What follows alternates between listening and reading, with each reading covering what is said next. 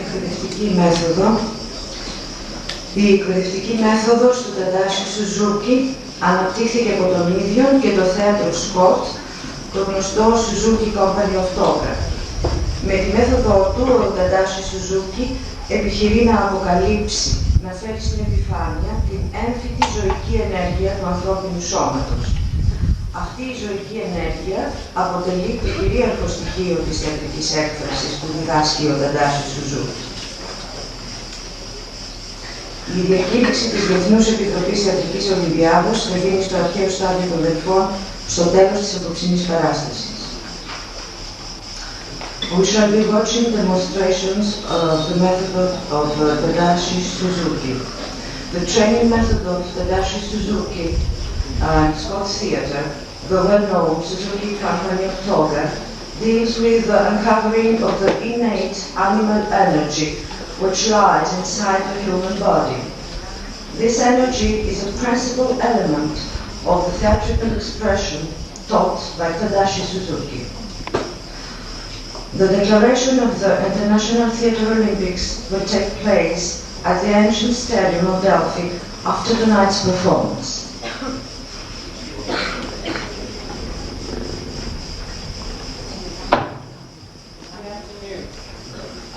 I will be speaking in English, so forgive me if I speak too quickly. I'm here today on behalf of Mr. Suzuki and the Suzuki Company of to show you a bit of the training that this remarkable company has developed. Let me begin by saying very simply, this is an actor training method. It is by its nature not Japanese. And please understand, my interest in it is as an actor, and I am now a member of this company and teaching this training method as an acting method. It is no more Japanese training than Stanislavski is to make you Russian. So just that said, let's begin. I will show you a bit of the vocabulary. Please understand we have some limitations here. One of which is our environment.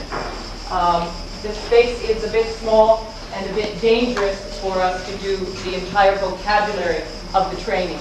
We will show you what we can. I have with me Ms. Otsuka, Ms. Omori, and Ms. Kadano, who are actors in the company, and they will be assisting me when I need them to.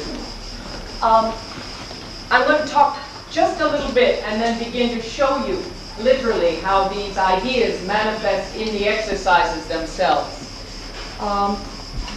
If we begin with the idea that we've all gathered to celebrate the great classic plays of the Greek theater, the Greek poets, the performance style, as best we know, was very frontal. And the actor's energy was focused through a priest who sat in the house, up to God, and back down into the actor. So the actors dialogued with one another through God, this way. And the audience experience was that they were caught in the middle of this cathartic dialogue. To make this a very brief history of theater, what happened next was we turned the body away from the audience and we began to speak to one another. And we limited the stories that we told to much more of the intellectual half of our bodies. And if you go a step further, Mr. Beckett came along and we now go inside and we talk to ourselves. Mr. Suzuki's intent at his company's development of this training is based on the idea of remotion, bad habits. We are in a state where we continually bring our habits from our daily life onto the stage, and then that becomes codified, and that's called naturalism. We need not to say that that is bad, but simply to say that we want to know and objectify on a very pragmatic level who we really are as artists, as actors. This training method is a physical means towards a metaphysical end, like any great training.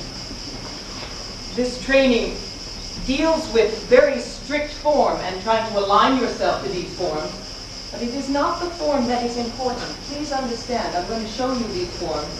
And what is important behind the form is the human experience. To try and do something very, very difficult, something impossible.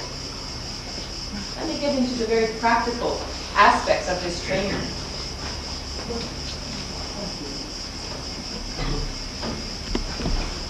Forgive us, this is not an arena sport, so we will do our best.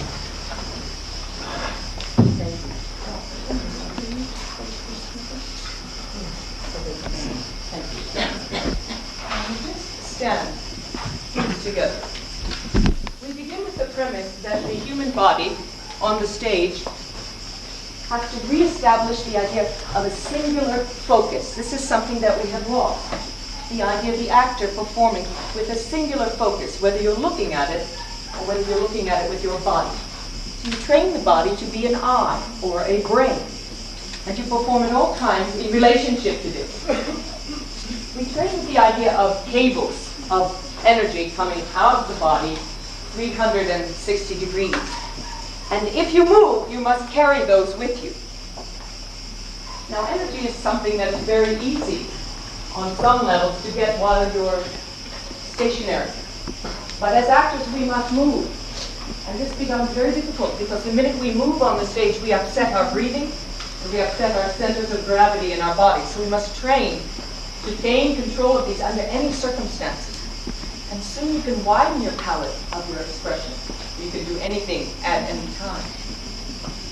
We train with an idea of very soft arms in which you, if you will, you're envisioning two poles that run parallel to the ground. And these poles, imaginary or real, these poles act like an antenna or a weather vane. If the tension in what you're doing in your lower body is coming up, the poles are going to move. You try and maintain these poles very, very soft.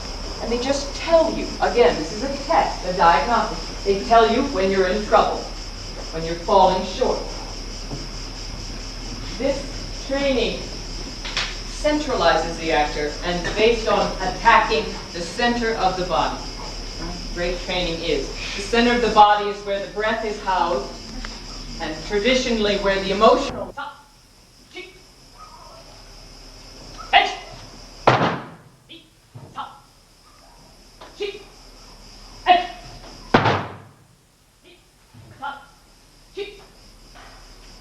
let me tell you a little bit about what they're trying to do. This movement,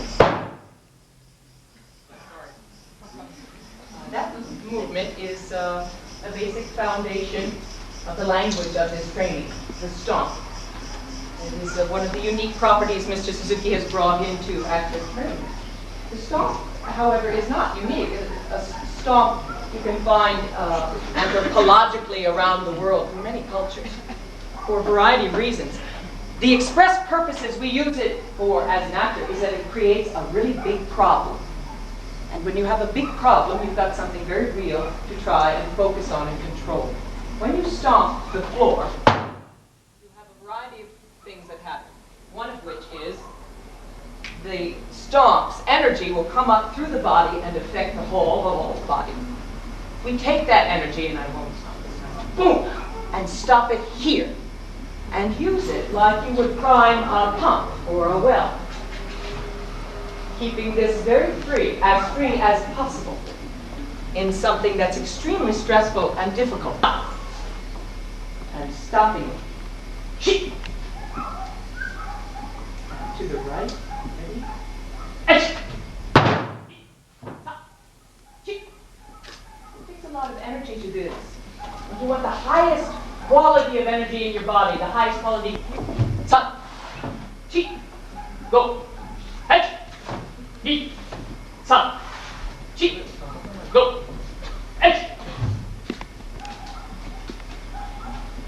So they're not only going for the speed, they're going for the accuracy of the stuff.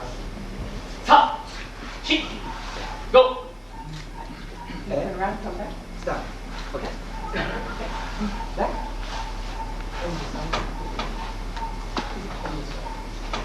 Ready? with the stone. Ready. Right leg first. Head! And trying to maintain the same level as well. A constant speed, a constant level, and a constant... And basic number 4. And basic number 4 is obvious. A most difficult circumstance.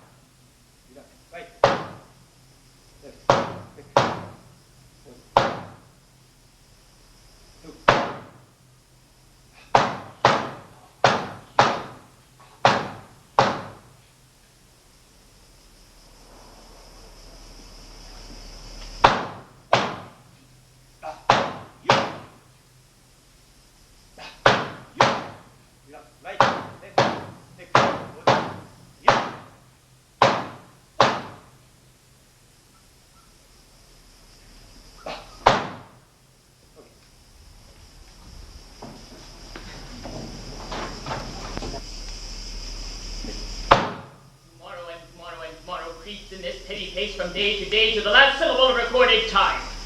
And all our yesterdays of lighted fools awaited dusty death. Out, out, brief candle, life's but a walking shadow. A poor player that struts and frets his hour upon the stage and then is heard no more. It is a tale told by an idiot full of sound and fury signifying nothing.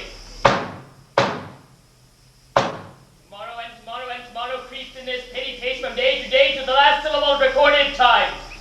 And all our yesterdays of lighted fools awaited dusty death. Out, out, brief candle, life's but a walking shadow. A poor player that struts and frets his hour upon the stage and then is heard no more. It is a tale told by an idiot full of sound and fury signifying nothing. Tomorrow and tomorrow and tomorrow creeps in this petty pace from day to day to the last syllable of recorded time. And all our yesterdays of lighted fools awaited dusty death. Out, out, brief candle, life's but a walking shadow. A poor player that struts and frets his hour upon the stage and then is heard no more. It is a tale told by an idiot, full of sound and fury signifying nothing. Tomorrow and tomorrow and tomorrow creeps in this